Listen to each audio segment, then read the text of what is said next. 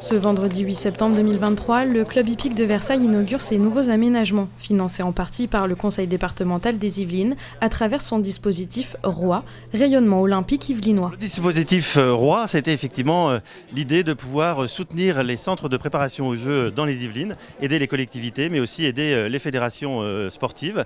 Et ici, nous avons notre premier CPJ que nous venons inaugurer aujourd'hui. Justement, c'était l'idée de pouvoir soutenir les clubs à créer quelque chose qui s'ouvrait aussi à la fois vers le public.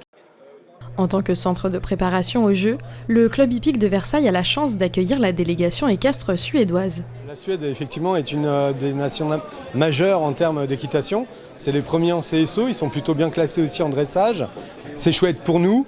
C'est chouette parce que effectivement, j'ai cru comprendre que c'était un peu compliqué pour les 40 autres centres de préparation, je parle là au niveau d'équitation, d'accueillir des nations. On a la chance d'en accueillir une au travers de nos infras. Ils ont vraiment été charmés par les infras. Donc pour nous, c'est vraiment un partenariat important pour un club majeur comme le nôtre d'avoir des partenaires à la hauteur du département. Pas qu'en termes financiers, mais en termes d'action. C'est-à-dire avoir des actions communes sur lesquelles on puisse travailler ensemble pour toucher un maximum de public et les ouvrir à notre sport.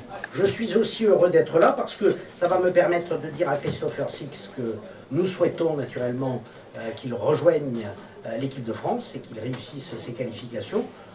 Et demain, après Paris 2024, ces aménagements resteront tout aussi pertinents.